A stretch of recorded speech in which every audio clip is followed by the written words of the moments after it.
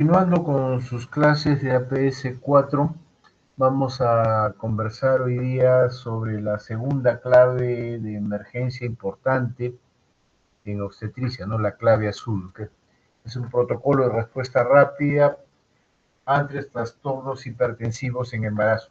Y lo vamos a hacer enfocados en las normas técnicas que tenemos en el país, ¿no?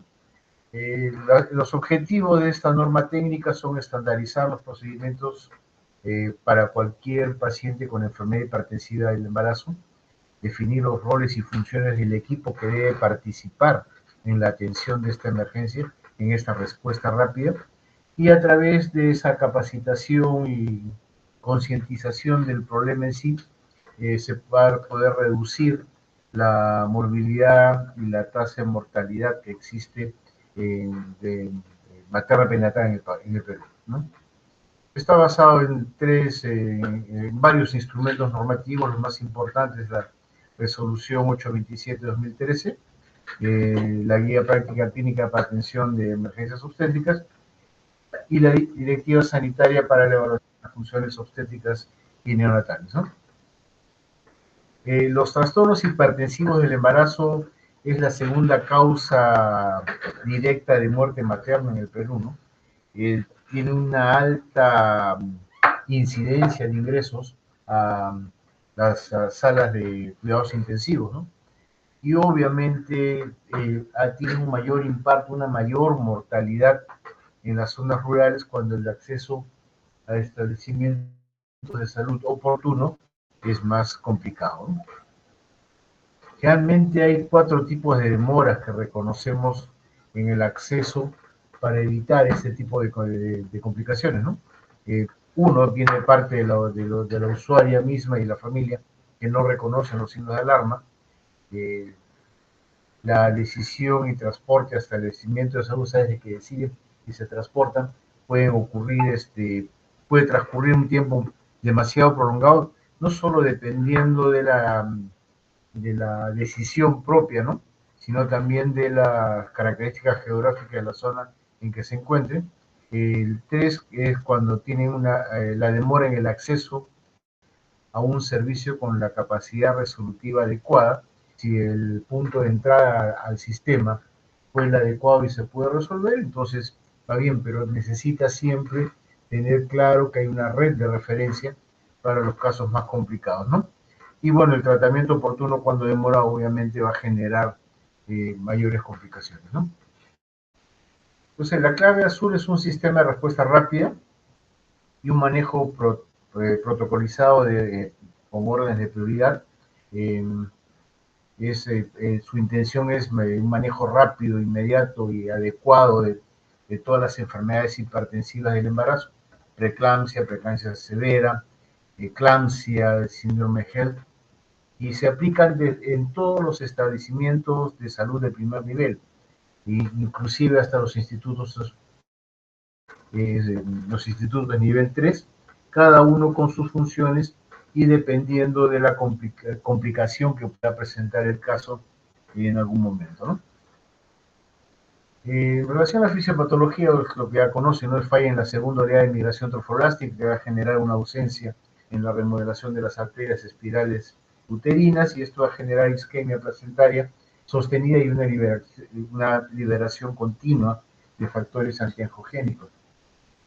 Eso va a generar al mismo tiempo un daño directo al endotelio vascular materno por el estrés exoidativo, el vasoespasmo generalizado, incremento de la resistencia vascular y finalmente activación de la cascada de coagulación y fuga capilar por aumento de la permeabilidad, ¿no? Cuando hablamos de hipertensiones en el embarazo, hablamos de lo siguiente, ¿no? La hipertensión inducida por el embarazo, en las cuales estamos estudiando la preeclampsia leve, severa, la eclampsia misma y el síndrome HELP, y algunas otras condiciones de hipertensión que se presentan.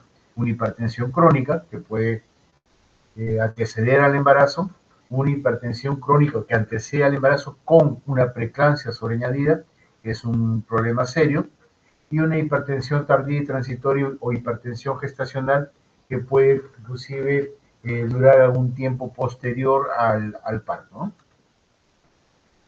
Hablamos de hipertensión cuando la hipertensión sistólica pasa de 140 miligramos de mercurio y la diastólica de 90, ¿no? Y de grave, una hipertensión grave, cuando la presión sistólica está por encima de 160 y la diastólica encima de 110. Se debe de confirmar el valor encontrado en una gestante con valores por encima de 140,90. Se debe de continuar haciendo el monitoreo y medir la presión en las 4 horas siguientes, pero cuando es una hipertensión grave, con valores por encima de 160 y 110 de la diastólica, se debe confirmar con mediciones más continuas y máximo en 15 minutos para poder tomar una decisión. Las hipertensiones gestacionales generalmente empiezan después de la semana 20 de gestación y pueden perdurar con valores de presión elevada hasta 2 semanas después. La hipertensión gestacional simple no va con proteinuria, sin embargo, si presenta algún síntoma de daño de órgano diana, ya se cataloga después como preeclampsia. La preeclampsia aparece también igual como todas las enfermedades hipertensivas propias del embarazo. Después de la semana 20 de gestación, presenta proteinuria y puede persistir con valores elevados hasta 2 semanas después. Cuando hay una hipertensión crónica, obviamente esta va a ser anterior al embarazo, con la salvedad de que puede no tener proteinuria presente, pero puede elevarse la proteinuria sin llegar a ser una hipertensión crónica con preeclampsia sobreañadida por procesos propios de la gestación, y generalmente el control posterior es hasta 6 semanas o más, ¿no? Y bueno, el cuadro más crítico es cuando tenemos una hipertensión crónica con preeclampsia sobreañadida, que obviamente la hipertensión es anterior a las 20 semanas, la proteinuria es franca y el manejo debe ser inmediato. Otro dato a tener en cuenta es la presión arterial media. Muchas veces, como factor previo a los cuadros propios de una hipertensión elevada, notamos que hay una diferencia gradual en el incremento de la presión en las gestantes en cada uno de sus controles, ¿no? Tenemos que tener en cuenta de que generalmente en el primer trimestre del embarazo hay una disminución entre 10 y 20 miligramos de mercurio, el valor de la presión arterial, eh, milímetros de mercurio, no miligramos, milímetros de mercurio, y hasta 20 milímetros de mercurio en el primer trimestre, ¿no? Entonces debemos observar, además de la presión arterial absoluta, la presión sistólica y diastólica, tenemos que observar cómo se comporta la presión arterial media, ¿no? Si en algún momento excede los 90 miligramos milímetros de mercurio en el segundo trimestre o los 106 en el tercer trimestre, tenemos que ponernos en alerta y hacer una evaluación completa, incluida la laboratorial, ¿no? Para descartar que no esté empezando a hacer un cuadro de preeclampsia. La proteinuria se cataloga cuando encontramos valores de proteínas en orina de 24 horas mayor a 300 miligramos, ¿no? También podemos recurrir a la relación entre proteína y creatinina en una muestra de azar en cualquier momento, y cuando este es mayor a 0,3 podemos estar sospechando de un proceso que va con tendencia a la preeclampsia en la gestante, obviamente. Cuando no hay proteinuria, no necesariamente se descarta la preeclampsia, ¿no? Como hablamos anteriormente, puede haber hipertensión, aumento de la presión arterial media, paulatino, no hay proteinuria, pero sí tenemos lesiones de órgano blanco, celeas, escotomas o cualquier otro síntoma conocido presente. Entonces, en su caso, no descartamos la preeclampsia, sino que la consideramos. ¿Cuáles son los criterios de severidad en una preeclampsia, ¿no? En el sistema nervioso, las cefaleas persistentes, ¿no? La fotopsia, los escotomas, los trinitos, la hiperreflexia, que es un dato importante a tener en cuenta, ¿no? Podemos tener cifras de presión arterial descontrolada o daño cardiovascular. La creatinina sérica puede incrementarse o duplicar su valor basal en ausencia de otra enfermedad renal. Hay incremento de las transaminasas, hay daño hepático notorio, hay problemas, al generarse problemas de coagulación, vamos a encontrar una disminución de plaquetas por debajo de las 100.000 unidades por litro. En casos severos encontramos edema agudo del pulmón y, y en los niños alguna evidencia temprana es un retardo en el crecimiento intrauterino, oligohidramnios o alguna alteración que podamos visualizar en ecografía o en el Doppler, ¿no? ¿Cuándo tenemos que tener en cuenta que se puede estar presentando una eclampsia? O sea, tenemos una paciente con un diagnóstico probable de preeclampsia y empezamos a notar un deterioro o signos de alarma que nos llevan a sospechar que pueda generar en eclampsia, ¿no? Eclampsia es cuando ya empiezan las convulsiones, ¿no? La triada de alarma inminente es la cefalea intensa, las alteraciones visuales, el dolor epigástrico en barra, está asociado a la hiperreflexia de grado 4, como conversábamos anteriormente, y esto indica un riesgo inminente de la ruptura de la barrera hematoencefálica y una despolarización cortical que va a llevar a convulsiones tónico-clónicas.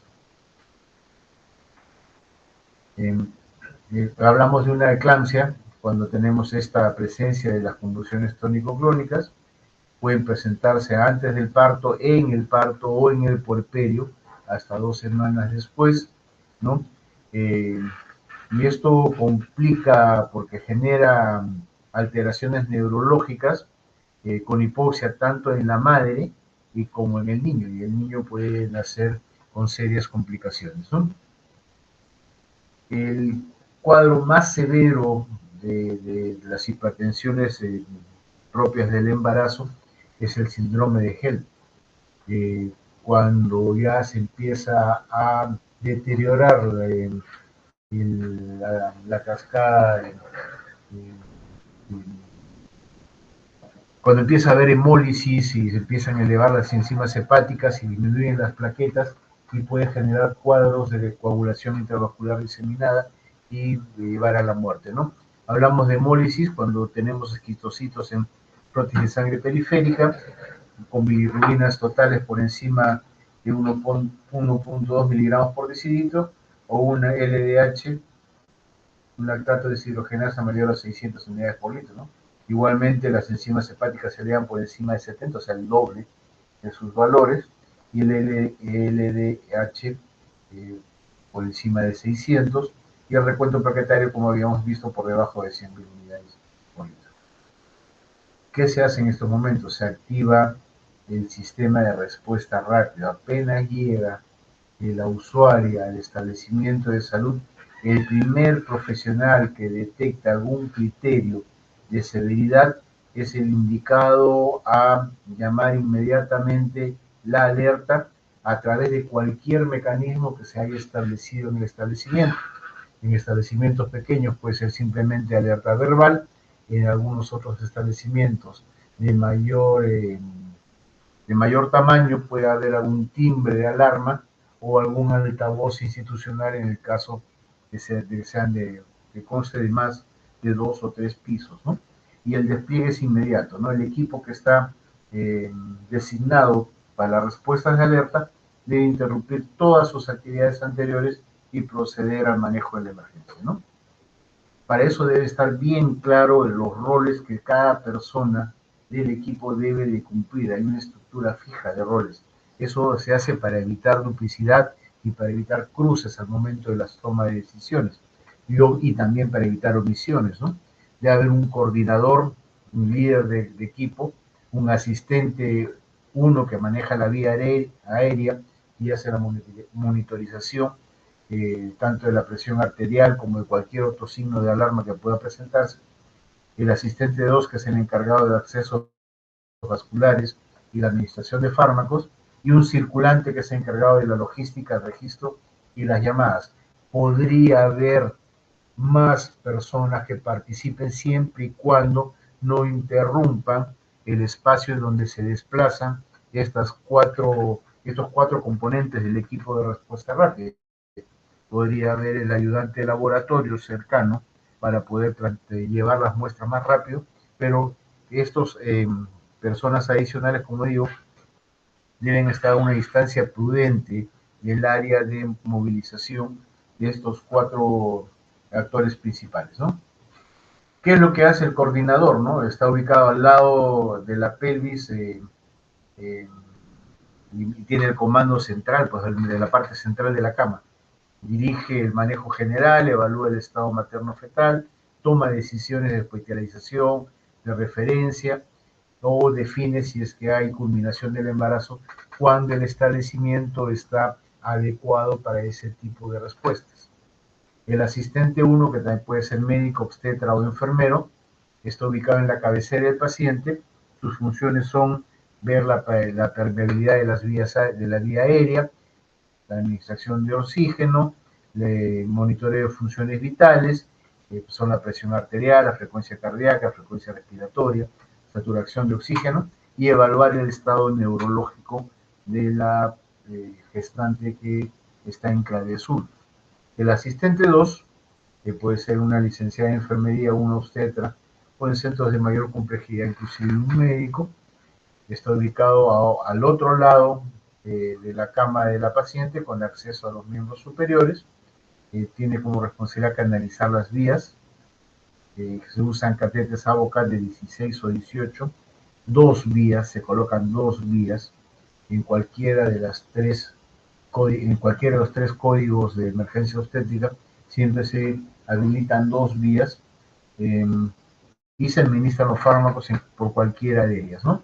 Y el circulante puede ser un técnico de enfermería, enfermera, obstetriz, en algunos casos hasta médico, está en torno a la unidad y fue ligeramente separado del resto de los componentes del equipo y se encargado pues de transportar muestras, rotular tubos, alistar el kit clave azul, eh, asiste en la colocación de la sonda Foley, realiza anotaciones y mantiene un registro de todo lo que se actúa por el equipo principal. Aquí tenemos el kit de clave azul que vamos a revisarlo de manera detenida en cada uno de sus establecimientos de salud, a ver si se encuentra completo y además si es que los componentes medicinales están con una fecha de vencimiento vigente. En ocasiones que en algunos establecimientos, cuando no hay una frecuencia elevada de estas claves, se tiende a olvidar la actualización del kit de emergencias, ¿no? Entonces, todo eso tiene que estar debidamente empaquetado y con su fecha de vencimiento vigente. El manejo debe ser inmediato, el equipo se activa e inmediatamente debemos de empezar a funcionar. En caso de que hubiese demora mientras llegan, se acomodan y sacan el equipo, el kit de clave azul, podemos colocar a la paciente sobre el lado izquierdo para disminuir temporalmente la presión, pero apenas está el equipo completo con todos sus insumos a la mano, tenemos que empezar a verificar y mantener la vía aérea permeable. El primer paso, se coloca la cabeza en hiperextensión, se coloca un tubo de mayo si fuera factible, o un bajalengua forrado, se hace la aspiración de secreciones, ¿no? Se inicia la oxigenoterapia con la finalidad de mantener la oxigenación, la saturación de oxígeno por encima del 95%. Si hay una presión arterial diastólica por encima de 100, inmediatamente tenemos que colocar nifedipino sublingual para empezar a disminuir la presión arterial e inmediatamente en cualquiera de las dos vías instaladas la aplicación del sulfato de magnesio. Si es que la vía todavía no se instala y nos gana el tiempo, se puede aplicar en una ampolla intramuscular en cada nalga y repetir la dosis según sea necesario como evolución del paciente, ¿no? Lo ideal es que no sea necesario hasta pasar unas 4 horas, que más o menos la paciente va a estar controlada, ¿no? Se coloca una sonda Foley, se debe hacer un control minucioso y preciso de la diuresis. Si una diuresis baja por debajo de 30 mililitros, nos está indicando que hay un problema serio. Ustedes saben que en la eclampsia y la preeclampsia hay una redistribución del líquido total del cuerpo, ¿no? Puede haber una disminución del circulante, del volumen circulante, sin embargo, en el extracelular puede haber un incremento del mismo, ¿no? Se coloca, el manejo inicial es con cloruro de sodio, a 30 gotas por minuto. Se evalúa continuamente las funciones vitales desde el momento que ingresa.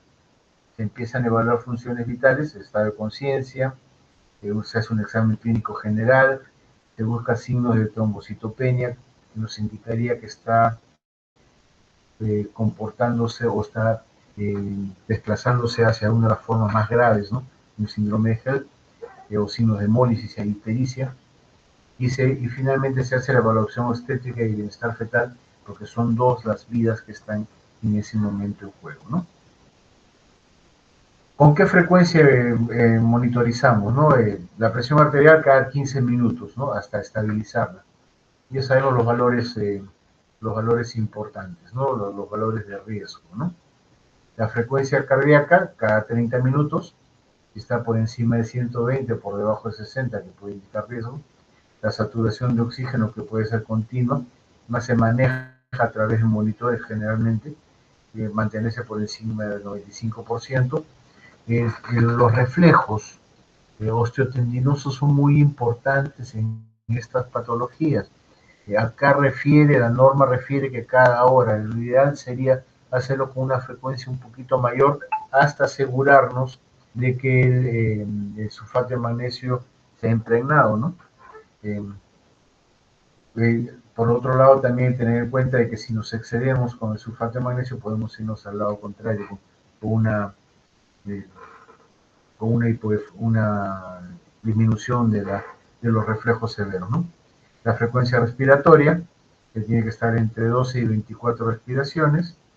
Eh, la diuresis, que tiene que ser mayor de 30 mililitros por hora.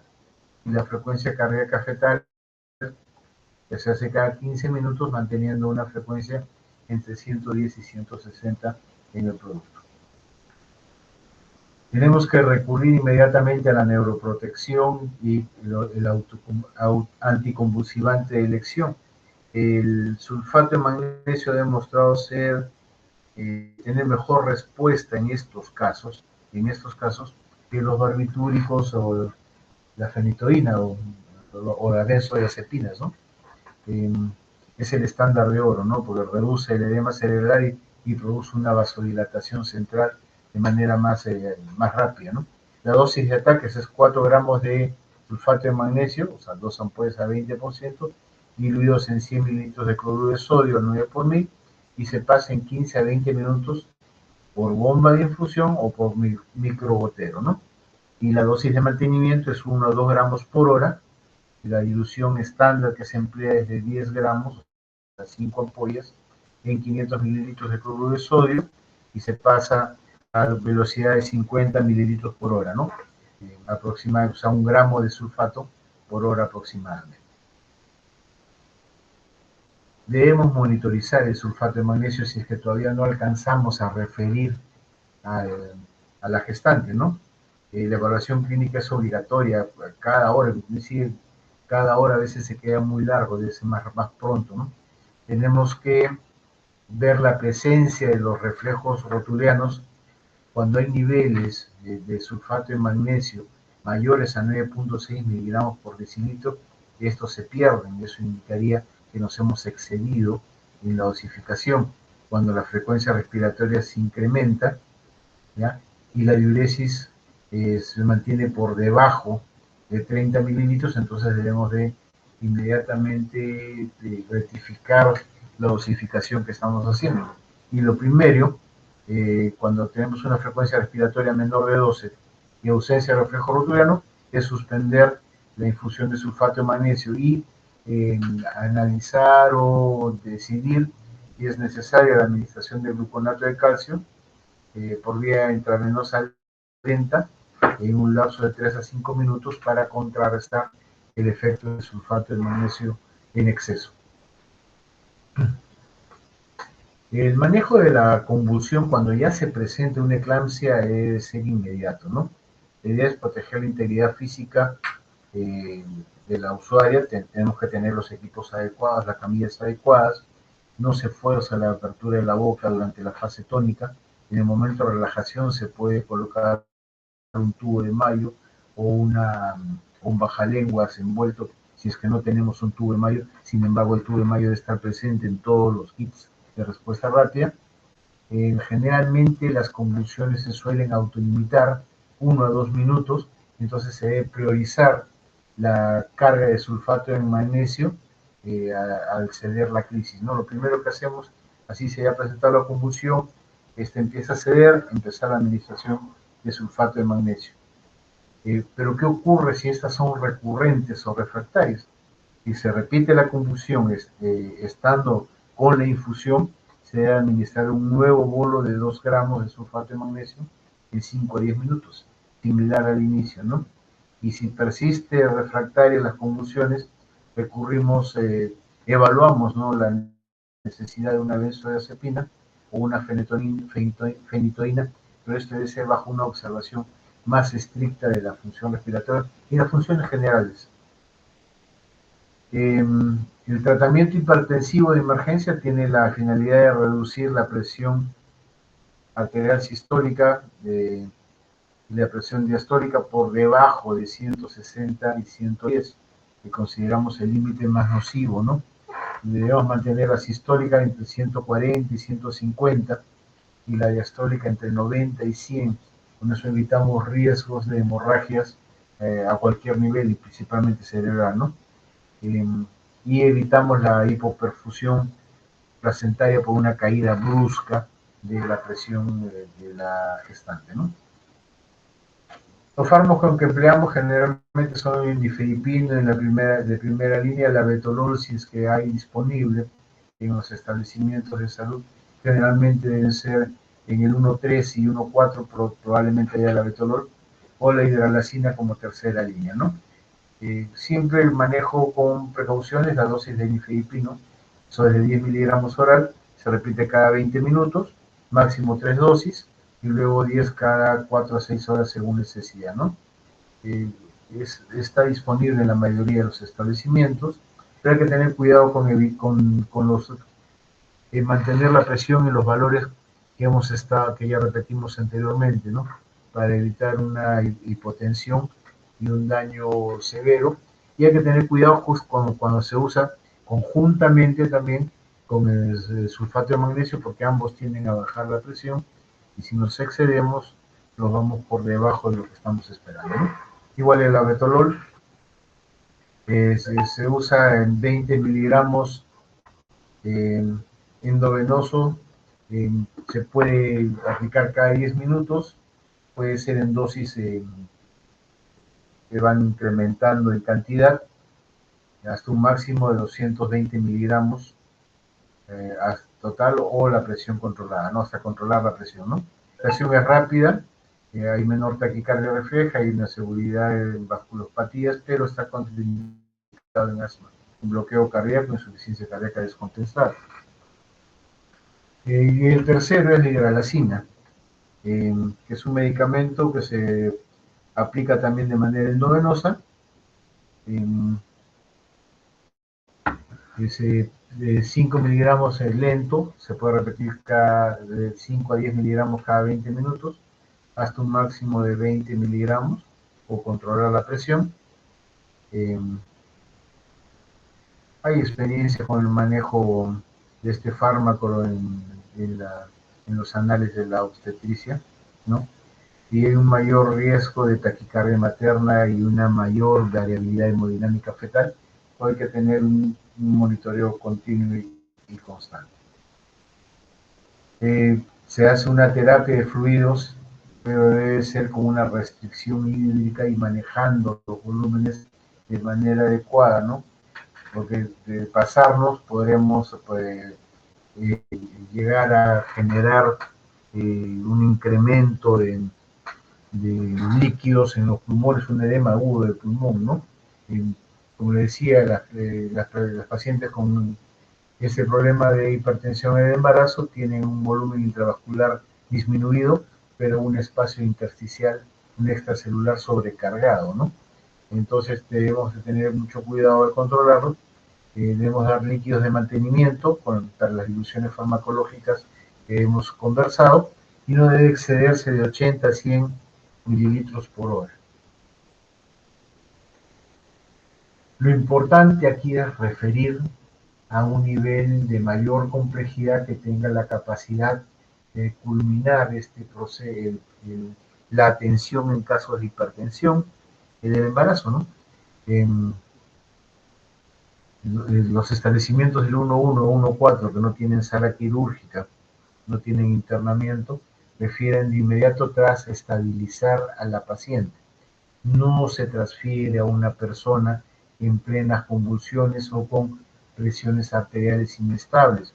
Se debe colocar las primeras dosis de sulfato de magnesio y los antihipertensivos, mantener las vías permeables y recién en esas condiciones enviar a la gestante a un centro de mayor complejidad, previa coordinación a través del medio que le sea mejor o que sea más oportuno, dependiendo de la IPRES, ¿no? Puede ser por radio en zonas alejadas, puede ser por teléfono en zonas urbanas, eh, siempre con los instrumentos que manejamos para el manejo de referencias y contrarreferencias. Las ambulancias deben estar equipadas, es una lucha constante en cualquiera de los establecimientos según su nivel de complejidad, ¿no? La paciente debe ser acompañada por el personal médico y la obstetra de preferencia, o en caso de que no tuviera un equipo grande, con alguno de ellos que esté debidamente capacitado, ¿no? Y durante el trayecto de la referencia, monitorear continuamente las funciones vitales y mantener la infusión de sulfato durante el trayecto, ¿no? Este es el flujograma de la referencia, ¿no? Es prácticamente lo que hemos dicho, ¿no? Si tiene la capacidad resolutiva, si se continúa, por si la paciente llega a un hospital donde tiene la capacidad de resolver el problema, entonces se queda ahí. Si no lo tienes, se empieza a referir, verificando los requisitos, que esté estabilizada, que tenga el endovenoso, que tenga el kit de medicamentos, los medios de transportes, etc. Viajar con la paciente, eh, llevarla, o sea, el acompañamiento del personal de salud durante el trayecto y acompañarlo hasta la entrega total con la hoja de monitoreo, con las funciones vitales y dar el reporte al personal que lo recibe, ¿no? Una vez ya en los establecimientos de mayor complejidad que tengan la capacidad de hacerlo, se continúa con la atención. Se debe también realizar la monitorización de bienestar fetal con un test no estresante, una evaluación ecográfica Doppler obstétrica para ver el perfil biofísico fetal. Si este es menor de 4, entramos en alerta nuevamente, ¿no? La bradicardia fetal es común durante la convulsión, ¿no? Pero esta debe recuperarse rápidamente cuando la mamá se compensa hemodinámicamente y cuando se suprime el reflejo o la tendencia a las convulsiones tónico-crónicas, ¿no? Si la indicación va a ser al final de interrupción del embarazo, debemos de se debe proceder a la maduración pulmonar. Esto se hace en gestaciones entre las 24 y 34 semanas de edad. Se hace a través de dexametasona, 6 miligramos por vía intramuscular cada 12 horas, total de 4 dosis, o betametasona, 12 miligramos intramuscular cada 24 horas por 2 dosis, ¿no? O sea, la maduración es de 2 días aproximadamente. ¿Cuándo se debe decidir culminar inmediatamente el embarazo? No en todas las preeclampsias. Si la preeclampsia, no necesariamente la preeclampsia es una indicación absoluta de cesárea. Si el paciente está estable, el cuello uterino está favorable, está un score de dicho mayor de 7, la edad gestacional es cercana al término, se podría, si es que la gestante está controlada en su presión y su trastorno hipertensivo, se puede inducir un trabajo de parto con una monitorización estricta, ¿no? Se procede a la cesárea, si hay indicación obstétrica, el cuello no es favorable o está lejos del término, o hay una inestabilidad materna irreversible en cuanto a su problema de fondo. Eh, Como sabemos, el parto o la cesárea va a ser el término del embarazo, va a ser el único tratamiento definitivo para el control de la preeclampsia, ¿no? ¿Cuáles son las indicaciones maternas absolutas, no? La convulsión tónico-clónica, siempre y cuando esté cercano a, a la edad, síndrome GEL completo, hipertensión severa refractaria, por supuesto severa, edema pulmonar, desprendimiento prematuro de placenta o una insuficiencia renal progresiva. Las indicaciones fetales, cuando el perfil biofísico está por debajo del 4, hay desaceleraciones tardías persistentes, oligodramio severo o ausencia de movimientos fetales, ¿no? Y siempre tener en cuenta pues la edad, ¿no? Para decidir lo anterior, ¿no? Si es mayor de 34 semanas, si está entre las 28 y 34 según la condición materna, si es severa se procede, eh, y si es menor de las 28 semanas se debe tratar de utilizar un manejo conservador en un centro de mayor especialidad si es factible, ¿no?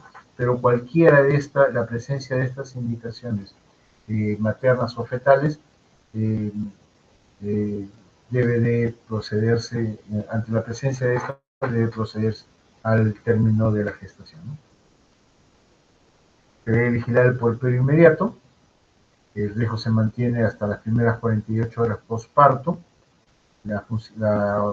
continuar con el sulfato de magnesio hasta 24 horas después del postparto o en caso de que haya convulsionado, darle hasta 24 horas después de la última convulsión, controlar estrictamente la presión arterial, el balance hídrico, seguir siendo restrictivo hasta que se readecue el flujo entre el extracelular, entre de la circulación y la cantidad que está fuera de la circulación, ¿no?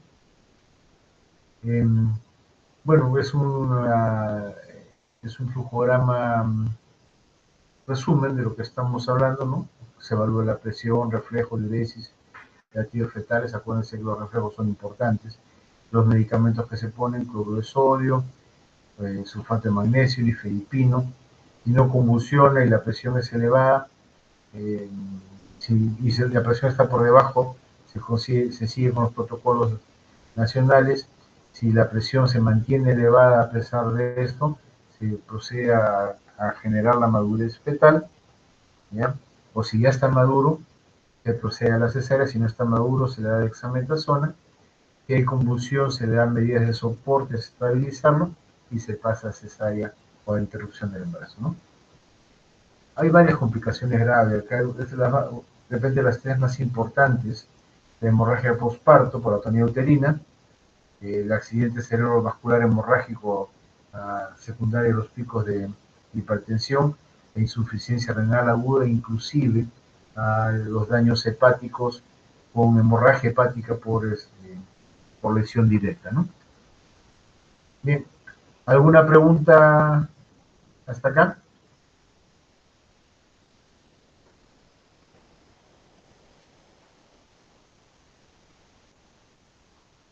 No hay preguntas, doctor. Ok, bien, la práctica y la clase están en su aula virtual. La práctica son 2 videos que van a ver con su docente, van a revisar la guía de práctica clínica para ver si los videos se adecúan o no a lo que ésta dice, ¿ya? Y van a hacer y van a evaluar y revisar el kit de clave azul de su establecimiento de salud. Bien, si no hay nada más, entonces quedamos aquí. Ok, doctor, muchas